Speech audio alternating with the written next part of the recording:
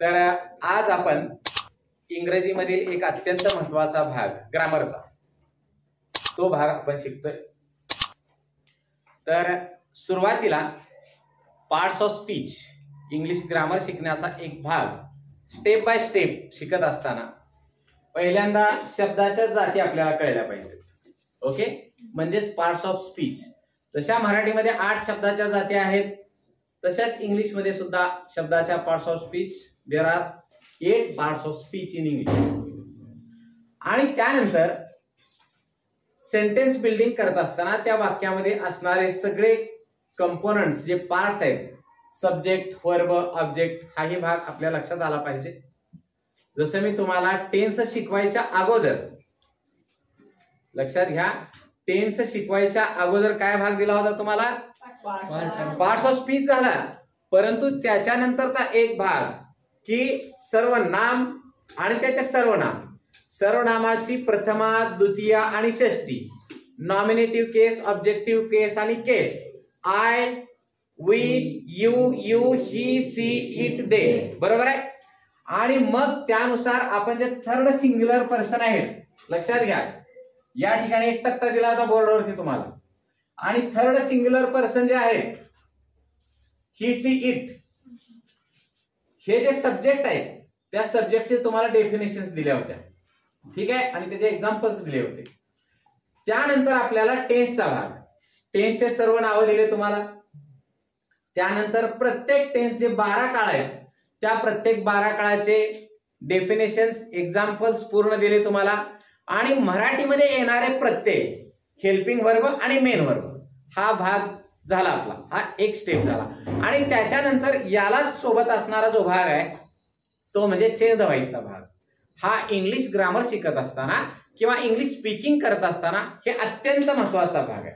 पहिल्यांदा parts of speech, त्यानंतर आपल्याला जे नॉमिनेटिव्ह केस, ऑब्जेक्टिव्ह केस आणि केस आहे याची ओळख झाली पाहिजे। आणि त्यानंतर टेन्स, आणि टेन्सचा पूर्ण भाग झाल्यानंतर चेंज द व्हॉइसचा भाग। हा एवढा टॉपिक झाल्यानंतर इंग्लिश स्पीकिंग असो किंवा इंग्लिश ग्रामर असो, 5वी पासून ग्रॅज्युएशन पर्यंतचा इंग्लिश शिकत असताना हा सगळ्यात महत्वाचा भाग आहे, ठीक आहे, काय हरकत नाही आज। आणि त्याच्यानंतर मग नेमके कोणते भाग आहेत आपल्याला घ्यायचे, तर आता आपला एक महत्वाचा इंग्लिशचा, ग्रामरचा, लँग्वेज स्टडीचा एक विशेष भाग तो म्हणजे क्वेश्चन टॅगचा भाग आज आपण घेतोय। ओके, तर क्वेश्चन टॅग,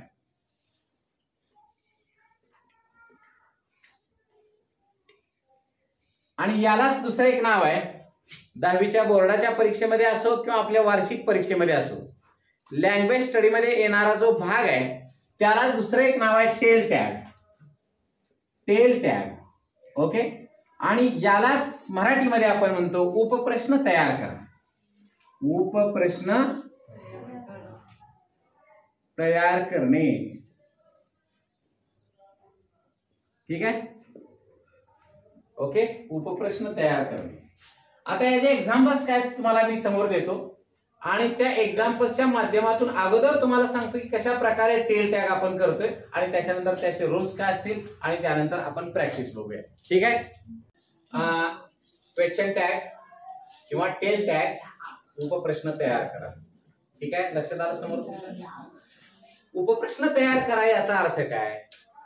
आता मराठीमध्ये काय उदाहरण आहेत बघा, सहज आपण म्हणतो मी शिक्षक आहे, नाही का, मी शिक्षक आहे, नाही का, बरोबर आहे। याचा अर्थ काय? त्याच वाक्याला प्रतिप्रश्न तयार करणे। परंतु यामध्ये थोडासा भाग असा आहे बघा, निगेटिव्ह आणि अफर्मेटिव्ह अशा प्रकारची वाक्यरचना आहे। तुम्ही मुले आहात, नाही का, तुम्ही मुली नाहीत, तुम्ही मुली नाहीत आहात का? परंतु उपप्रश्न तयार करताना, टेल टॅग तयार करताना आपल्याला तसं एक्सप्रेशन बी करता आलं पाहिजे, कारण भाषा ही शक्यतो जास्त एक्सप्रेशनवरती आधारित असते।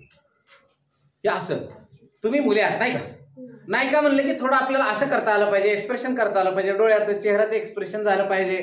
आणि तो क्वेश्चन टॅग बोलत असताना एक्सप्रेशन वरती, स्पीकिंग मध्ये एक्सप्रेशन वरती आहे, परंतु आपल्याला इथे ग्रॅमॅटिकलचा भाग आहे, तो भाग जाऊ द्या। म्हणजे आपल्याला जर वाक्य होकारात्मक असेल तर क्वेश्चन टॅग नकारात्मक होतो. बोलताना बघा, मी शिक्षक आहे, नाही का? नाही का म्हणजे नकारात्मक. मी शिक्षक आहे, होकार नकार. आता बघा, मी वेडा नाही आहे का? बरोबर. मी वेडा नाही आहे का? नाही. म्हणजे काय? मी वेडा नाही, नकारात्मक. आहे का? होकारात्मक. पुन्हा उत्तर नकारात्मक. नकार होकार नकार, होकार नकार होकार. म्हणजे या प्रकारे या क्वेश्चन टॅगची लिंक असते त्या वाक्याची. लक्षात घ्या, भाषा ही एक सर्च आहे, संशोधन आहे. आणि ते संशोधन करताना तेवढंच कॉन्सन्ट्रेशन झालं पाहिजे. ना तर कसंही ग्रामर शिकलं, कशी भाषा बोलता येते असं नाही. जी भाषा फक्त मातृभाषा आपल्याला कशी बोलता येते, आपण naturally we can learn it, but mother tongue, but other tongue we can't learn it as it naturally. We have to process it artificially. आपल्याला कृत्रिम पद्धतीने आपल्याला शिकावं लागते इतर भाषा. ठीक आहे, ओके. बघूया आपण आता इथं समोर काय बघा. ब्लॅक रायटिंग मध्ये प्रश्न दिलाय तुम्हाला, क्वेश्चन आहे आणि त्याचा आन्सर्स ह्या रेड मध्ये आहे. 5च प्रश्न दिलेत मी, त्याच्यामधून आपण सर्वंकष माहिती घ्यायची आहे आणि त्यानंतर मी तुम्हाला रोल लिहून देतो. याचे काय छोटे रोल आहे, थोडे जास्त नाही. Okay, so look at me all students here. पहिला काय बघा, वी आर प्लेइंग क्रिकेट. आम्ही क्रिकेट खेळतो, नाही का? बोलताना मराठीमध्ये वेगळं येते, इंग्लिशमध्ये तसं म्हणायचं नाही. इंग्लिशमध्ये वेगळा येते भाग, बरोबर आहे? हे बघा. मग आता तुम्हाला परीक्षेमध्ये प्रश्न आला, लक्षात घ्या. 9वी आणि 10वीच्या विद्यार्थ्याचा इंग्लिशचा पेपर समानच आहे. 20 मार्क ओरलचे आणि 80 मार्क रिटनचे. त्या 80 मार्कामध्ये हा क्वेश्चन टॅगचा भाग कुठे येतो मग सर? खरं तर ग्रामरचा प्रत्येक भाग आपल्याला इंग्लिश स्पीकिंग मध्ये म्हणा किंवा प्रश्नपत्रिका आन्सर पेपर लिहित असताना प्रत्येक ठिकाणी प्रत्येक ग्रामरचा भाग लागू असतोच. आपल्याला जर मार्क 1 मार्कासाठी 2 मार्कासाठी हा क्वेश्चन टॅगचा भाग क्वेश्चन नंबर 2A 2B हा आपल्याला सीन एक्स्ट्रॅक्ट 2 येतात. आपल्याला 1 ते 4 युनिट मध्ये एक पॅसेज आपल्याला बोर्डामध्ये येतो किंवा 9वीचा वर्ग असेल तर त्याला प्रथम सत्रामध्ये 1 ते 4 आणि 5 ते 8 जो भाग आहे 5वा युनिट 6वा युनिट 7वा आणि 8वा हा सेकंड सत्रासाठी आपल्याला. आणि यासाठी मग 10वीच्या बोर्डामध्ये question number 2A A1 A2 A3 A4 A5 अशा प्रकारची मार्किंग आहे. मी तुम्हाला अगोदर सांगितलंय, परंतु पुन्हा प्रश्नपत्रिकेबद्दलचा आपला डिटेल मध्ये आपण तास घेऊया. अगोदर लवकरच घेऊया. मला वाटतं याच्यानंतर आपण क्वेश्चन पेपर आणि आन्सर पेपर काय आहे हे बघूया. म्हणजे तुम्हाला नेमकं कशा प्रकारचे प्रश्न आहेत अगोदर आपल्याला त्याचा फॉर्मॅट कळला पाहिजे. एखाद्या गावाला जायचं अगोदर आपलं ठरलेलं असतं की अशा प्रकारे या मार्गाने जायचंय, इथं उतरायचंय, मग त्या ठिकाणी जायचं आपल्याला. एसटीत बसल्यानंतर कंडक्टरला अगोदर आपण तिथं जायचं तिकीट काढतो, चला कुठे बी म्हणतो का, बरोबर आहे? असं नाही ना. त्यासाठी मग ठीक आहे, हा भाग झाल्यानंतर आपण 1-2 दिवसामध्ये आपली question paper board question paper कशा प्रकारचा आहे किंवा तोच लागू पडतो आपला होतो आपल्या 9वीला प्रथम सत्र द्वितीय सत्र काय असेल तो अगोदर बघूया. तर ठीक आहे, क्वेश्चन नंबर 2A आणि 2B 10 मार्काचा 10 + 10 = 20 मार्काचा हा भाग आहे. पुस्तकातला सीन पॅसेज आपण त्याला म्हणतो, सीन एक्स्ट्रॅक्ट. ओके, आणि याच्यामध्ये जो चौथा भाग आहे क्वेश्चन नंबर 4 आहे या पॅसेज मध्ये 2A मध्ये A4 आणि 2B मध्ये B4 हा भाग लँग्वेज स्टडीचा आहे, लक्षात घ्या. आणि हा 2 मार्काला आणि याच्यामध्ये मग क्वेश्चन टॅग येतो. आणि दुसरा आहे क्वेश्चन नंबर 4A हा आहे 10 मार्काचा भाग. जसे हे क्वेश्चन नंबर 2A आणि 2B मध्ये सीन एक्स्ट्रॅक्ट आले ना, तशा प्रकारे अनसीन एक्स्ट्रॅक्ट असतो. म्हणजे आपल्या समजा आपण 10वी लावून 10वीच्या पुस्तकाच्या बाहेरचा, 9वी लावून 9वीच्या पुस्तकाच्या बाहेरचा एक अनसीन पॅसेज येतो जो क्वेश्चन नंबर 4A मध्ये असतो. आणि त्याच्यामध्ये सुद्धा क्वेश्चन नंबर 4A A4 हा भाग लँग्वेज स्टडी म्हणजे ग्रामरचा असतो, त्याच्यामध्ये सुद्धा क्वेश्चन टॅग येतो. ठीक आहे, ओके. म्हणजे कुठं असतो हा प्रश्न आपल्या लक्षात आला. परंतु याच्याशिवाय आपल्याला इंग्लिश बोलताना रायटिंग स्किल मध्ये क्वेश्चन नंबर 5, क्वेश्चन नंबर 6 मध्ये सुद्धा आपल्याला क्वेश्चन टॅगचे वाक्य आपल्याला लिहावे लागतात.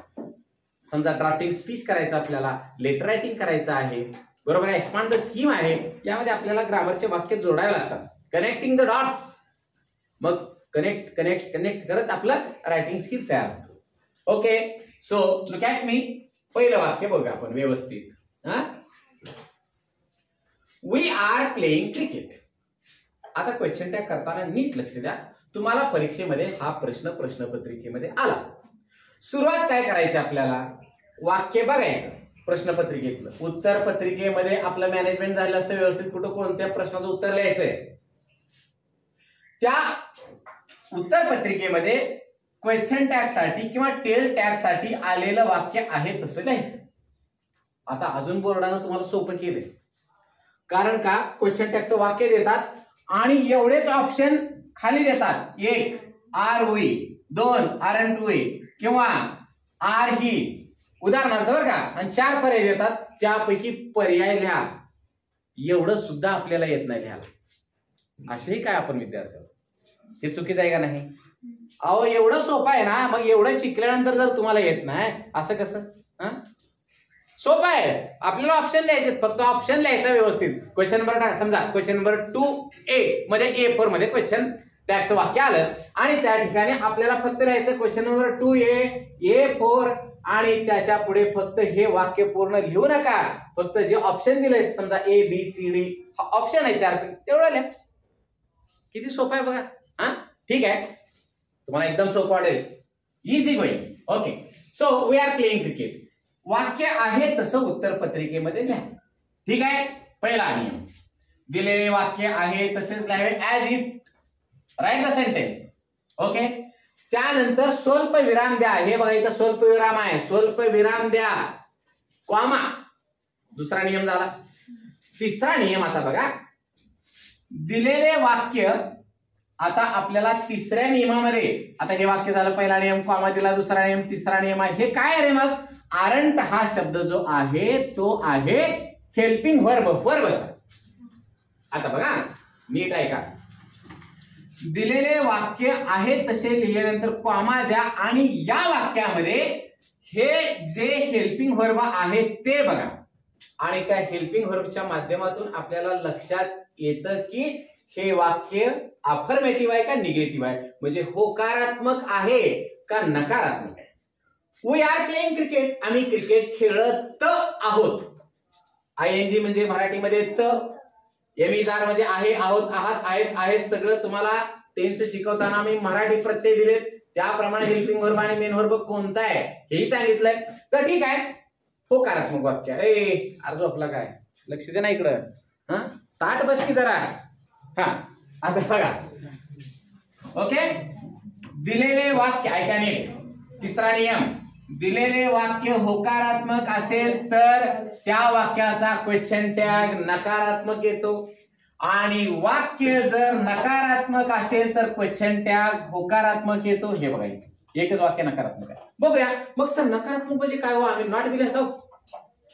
नॉट लिहू नको. क्वेश्चन टॅग मध्ये तसं नाही. क्वेश्चन टॅग मध्ये शॉर्ट मध्ये आपल्याला नकार करायचा आहे त्या वाक्याचा, नकारात्मक लिहित असताना. मग काय करायचं, जर दिलेले वाक्य होकारात्मक असेल तर त्यामध्ये असणारे HV स्वल्पविरामानंतर लिहा आणि त्याला NT प्रत्यय जोडा. बरोबर आहे. हे बघा, आरंट हा झाला तिसरा नियम. चौथा नियम. आता चौथ्या नियमामध्ये काय करायचं, दिलेल्या वाक्यामध्ये वाक्याच्या सुरुवातीला सब्जेक्ट असतो किंवा जर समजा पॅसिव्हाइजचं वाक्य असेल तर ऑब्जेक्ट असतो. मग सब्जेक्ट असो आणि ऑब्जेक्ट असो ते नाम किंवा सर्वनामामध्येच असतं, नाउन किंवा प्रोनाउन मध्ये. बरोबर आहे. आता या ठिकाणी प्रोनाउन आहे. I, we, you, he, she, it, they हे मुख्य प्रोनाउन आहे. किंवा याच्यापेक्षा समजा या ठिकाणी दॅट आहे, धिस आहे, दीज, दोज, हिअर, देअर यापैकी जर सर्वनाम असेल तर आहे तसं या ठिकाणी लिहा. हे बघा, वी आर, आरंट, वी आहे तसं लिहिलं मी. आणि पाचवा नियम, प्रश्न चिन्ह द्या. बरेच जण काही मध्ये लय सोपं आहे म्हणतात आणि प्रश्नचिन्ह द्यायला विसरते परीक्षेत. ठीक आहे, कॉन्सन्ट्रेशन त्यासाठी पेपरमध्ये पाहिजे. बरेच हुशार मुलं अशा प्रकारे काय करतात बघा, गोंधळ करतात. हे सोपं आहे, सोपं आहे म्हणायचं, गडबडीत लिहायचं, प्रश्नचिन्ह लिहायला विसरतो. कारण आपल्याला ते उत्स्फूर्त आलेले असते, पेपर किती सोपा आहे असं नाही. रिलॅक्स मध्ये पेपर सोडवायचा. ठीक आहे.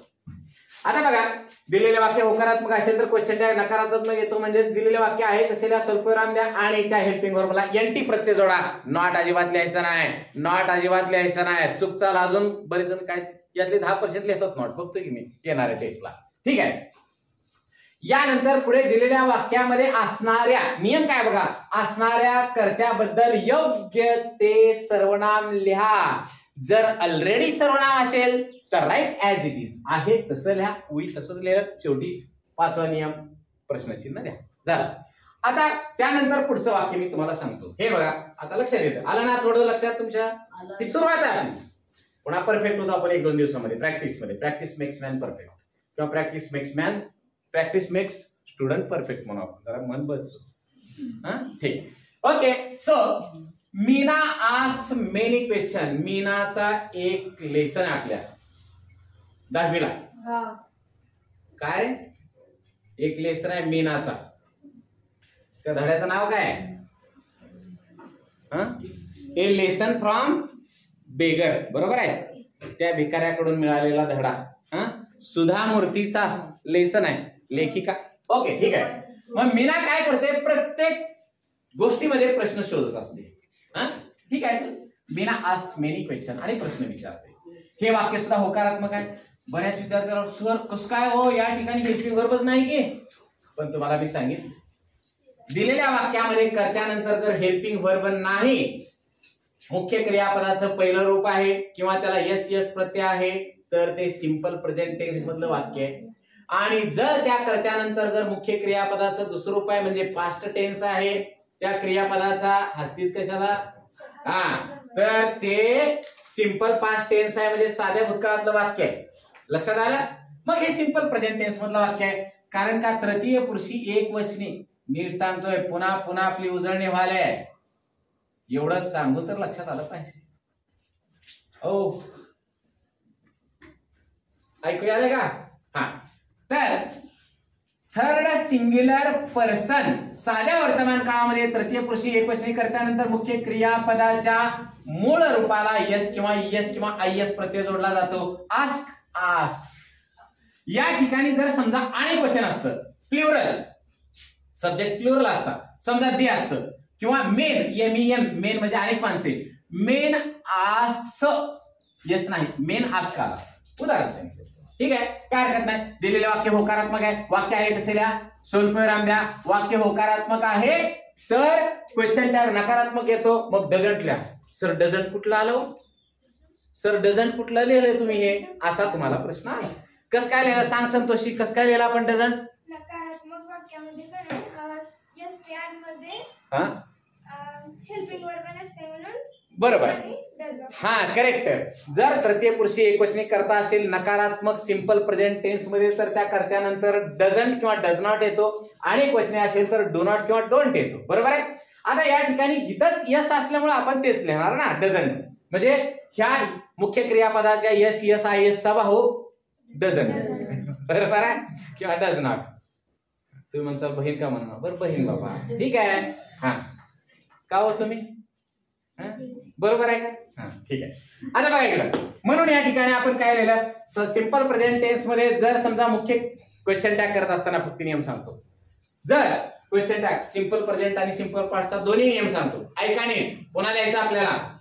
जर दिलेल्या वाक्य होकारात्मक असेल आणि ते सिंपल प्रेझेंट किंवा सिंपल पास्ट टेन्स मधील असेल, तर या ठिकाणी जर यस असा प्रत्यय तुम्हाला दिसला मुख्य क्रियापदाला, तर डोळे झाकून डझंट लिहा. पण डोळे झाकायचे नाहीत, दुसरीकडे जाईल लिखाण. ठीक आहे.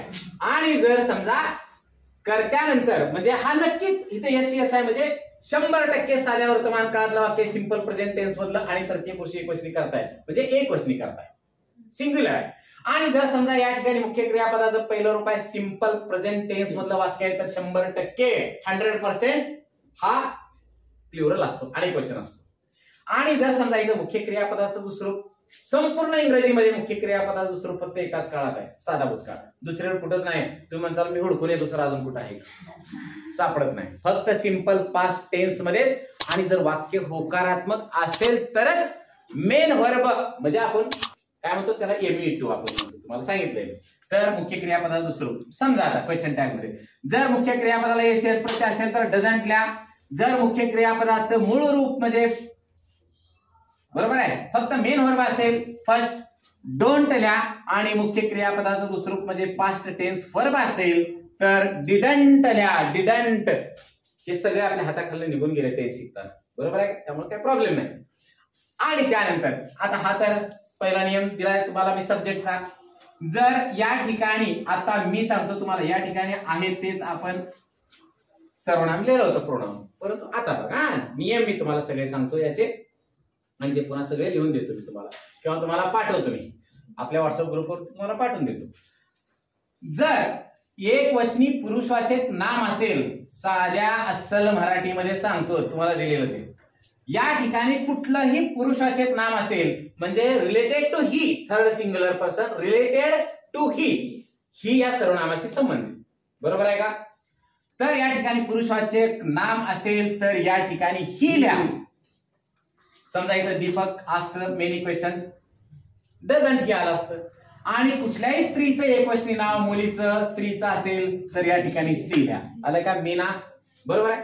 आणि या ठिकाणी जर समजा कोणताही अनेकवचनी करता असेल गर्ल्स आस्क मेनी क्वेश्चन्स तर या ठिकाणी समजा गर्ल्स असेल तर अनेकवचनी कोणताही करता असू द्या दे लिहा. अजून एक राहिला आता जर समजा कोणताही वस्तुवाचक ऑब्जेक्ट प्रोनाउन का नाउन असेल तर या ठिकाणी ऑब्जेक्ट आहे. समजा आता उदाहरण आपण असं म्हणूया काय म्हणूया काय तर उदाहरण देऊ. बरं माझ्या हातात पेन आहे. Pen asked many question. आता ही वस्तू आहे पेन वस्तू आहे का नाही का बोलतोय हे हा. तर या ठिकाणी इट लिहायचं म्हणजे लक्षात घ्या. तुम्हाला अजून एकदा सांगतो वाक्याच्या सुरुवातीला कोणताही पुरुषवाचक एकवचनी करता आला तर क्वेश्चन टॅग मध्ये ही लिहा. स्त्रीवाचक एकवचनी करता आला तर सी लिहा. वस्तुवाचक एकवचनी करता आलं तर इट लिहा IT इट. आणि जर या ठिकाणी या तिन्ही पैकी ही सी इट म्हणजे पुरुषवाचक स्त्रीवाचक वस्तुवाचक याचं कुठलंही अनेकवचन आलं तर या ठिकाणी मात्र दे. कळला हा नियम, ठीक आहे. इथपर्यंत अजून राहिलेलं आपण बघूच पुढे आहेच. हा ओके. म्हणून या ठिकाणी काय आलं तुम्ही असं डू करू नका. हे मी लिहिले शॉर्ट मध्ये तुम्हाला फास्ट समजण्यासाठी. तुम्ही पूर्ण वाक्य लिहिले काय हे उत्तराचे आन्सर. आता बघा इथं पुढचा नेक्स्ट जमालंय का काय यालं का लक्षात मोरे कुठे आले लक्षात आलंय का व्यवस्थित. बर बर तुला त्याला कशाला डवचाला तू नीट बस. हा आता बघा इकडे बघ गणेश वाच रे वाक्य काय लिहिलंय मी. गणेश मोठ्यानं उठके जरा का. हा इंडिया इज माय कंट्री. हो इंडिया इज माय कंट्री आलो माहिती आपण प्रतिज्ञा म्हणतो प्लीज, बरोबर आहे. त्यापैकी एक छोटस वाक्य दिलंय मुद्दाम दिलंय कारण प्रतीक्षाने आता प्रश्न विचारला होता सर इथे इंडिया लिहिलंय तिथं सी कसं काय येते. परंतु एक नियम आहे. आता तुम्ही म्हणसाल कसं काय नियम कसं काय आलं एवढं काय. फक्त आपल्याला जो नियम दिलाय कोणत्याही देशाचं नाव जर आलं देशाचं म्हणतोय मी तर क्वेश्चन टॅग मध्ये फक्त त्याचं सर्वनाम सी लिहायचं असा नियम आहे ग्रॅमॅटिकल. रेन मर्टिनचं पुस्तक घ्या आपल्या महाराष्ट्रातले घ्या भारतातल्या लेखकाचं घ्या ग्रामर मध्ये अशा प्रकारचा भाग आहे. आपण काय करायचं फक्त तात्पुरतं बघूया. आपल्याला काय देशाचं नाव आलंय सी सर्वनाम. मग या ठिकाणी वाक्य होकारात्मक आहे इज ला इजंट आणि चौथा नियम देशाचं नाव आलंय म्हणून सी आणि शेवटी प्रश्नचिन्ह. ठीक आहे पुढे next. Dhoni is not playing football. Dhoni cricket हे फुटबॉल खेळत नाही तर नाही. ओके आता वाक्य आहे तसं लिहिलं. आता मात्र दिलेले वाक्य नकारात्मक असेल तर क्वेश्चन टॅग होकारात्मक येतो म्हणून या ठिकाणी ईच्या पुढे नॉट आहे. तुम्ही म्हणता सर नकारात्मक वाक्य ओळखायचं कसं हो. तर अजून एकदा तुम्हाला मी नीट सांगतो. हे बघा या ठिकाणी ज्या वाक्यामध्ये नॉट आहे ज्या वाक्यात हेल्पिंग व्हर्बला हे बघा हेल्पिंग व्हर्ब प्लस NT जोडलेला आहे किंवा ज्या वाक्यामध्ये NO नो आहे ज्या वाक्यामध्ये एनी वी आर नेव्हर आहे ज्या वाक्यामध्ये NO एनी नन आहे ज्या वाक्यामध्ये नथिंग आहे NOTHING, किंवा ज्या वाक्यामध्ये नो वन आहे, ज्या वाक्यामध्ये नोबडी आहे, अशा प्रकारचे न न न न न म्हणजे नाही असे जे इंग्लिशमध्ये शब्द असतात ते वाक्य नकारात्मक. म्हणून या ठिकाणी नॉट आला तर Dhoni is not playing cricket. आता HV ला NT जोडायचं नाही कारण दिलेलं वाक्य नकारात्मक. बरोबर आहे. म्हणून या ठिकाणी क्वेश्चन टॅग होकारात्मक. ओके. Is he. आता धोनी मुलगा आहे का मुलगी आहे रे? आता सगळ्या जगालाच माहित आहे ना धोनी हा भारतीय संघाचा कर्णधार, the best batsman, the best player, best of the best, हे आपल्याला माहिती आहे. म्हणून आपल्याला कधी कधी समजा कधी कधी काय येते बघा, काय काय जणांचं कुंदन नाव असते मला, किंवा किरण. किरण मुलाचं बी नाव आहे, मुलीचं बी नाव आहे. आता सरनी तर सांगितलंय की पुरुषाचे असेल तर ही ल्या स्त्री. आता ही किरण आमच्या शेजारची एक मुलगी आहे किरण, असं वाटत बरं कोणाला तर. मग बरं ठीक आहे, आमच्या पाहुण्यात मुलगा किरण आहे, आता ही लिहू का शी लिहू, असा बऱ्याच वेळेस प्रश्न पडतो. पण त्यावेळेस कन्फ्युज असेल तर मात्र दोन्हीपैकी ही लिहा किंवा सी लिहा. आणि समजा आपल्याला सीन पॅसेज आहे. आता मीना, कधी कधी मीना असं वाटेल की सरच्या तेलुगू देशामध्ये, तेलुगू आंध्र प्रदेशात मीना हा बाबा बी असतो, म्हणजे पुरुषाचं नाव असतं. बरोबर आहे. पण आपल्या लेसन मध्ये आपल्याला सीन आहे, सीन पॅसेज आहे. तुम्ही पाहिलंय मीना ही एक स्त्री आहे, मुलगी आहे. या ठिकाणी सी लिहा. ठीक आहे, कळालं मग? नकार होकार. आता दॅट पेन इज, इथे थोडासा नियम विशेष आहे, बघूया आपण काय. हे बघा,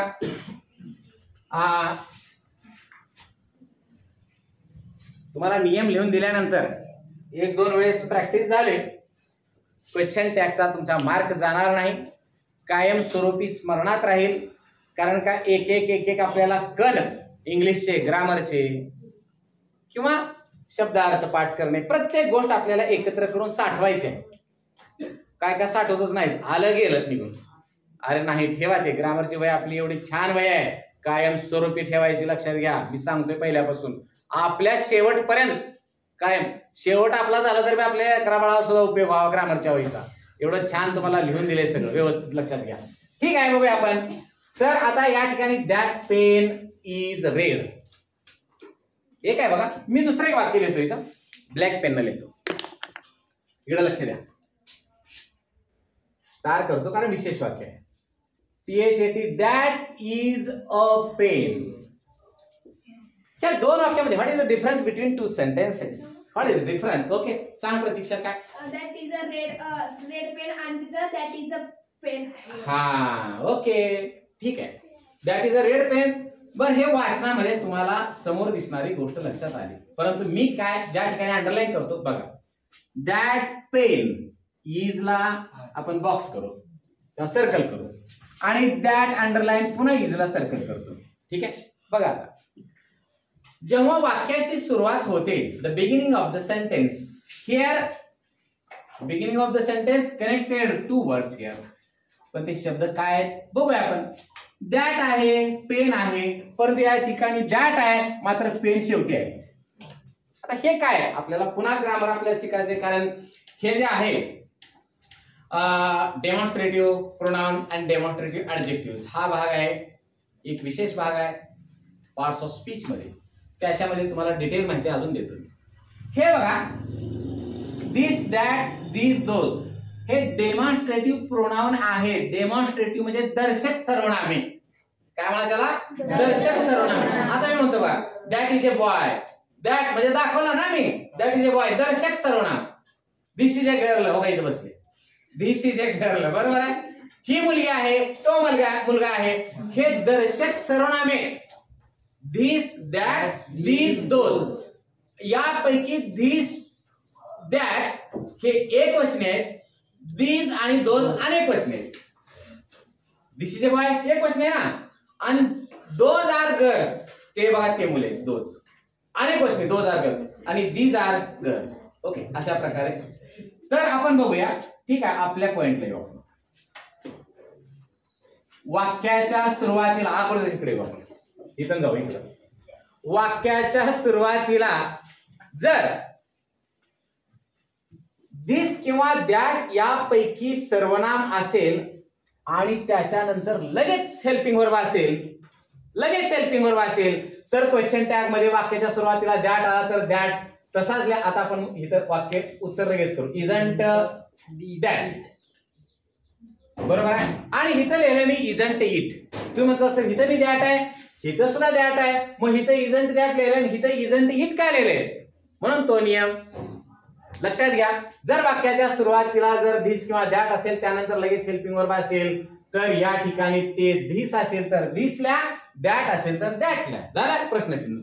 परंतु आता बघा, या ठिकाणी जर धिस नंतर आणि दॅट नंतर जर नाम असेल, पेन नाम आहे का नाही, पेन नाम आहे ना, नाम नाव आहे का नाही. जर धिस किंवा दॅट नंतर जर लगेच नाम असेल, आता बघा दॅट पेन इज आणि तिथं काय दॅट इज लगेच हेल्पिंग वर्ब आला का नाही. दॅट आणि धिस नंतर लगेच जर नाम असेल आणि त्यानंतर हेल्पिंग वर्ब असेल, तर मात्र या ठिकाणी वाक्य आहे दुसऱ्या स्वल्पविराम द्या. वाक्य जर होकारात्मक असेल तर त्या हेल्पिंग वर्बला एनटी जोडा, नकारात्मक असेल तर ते हेल्पिंग वर्ब आहे तसंच लिहा.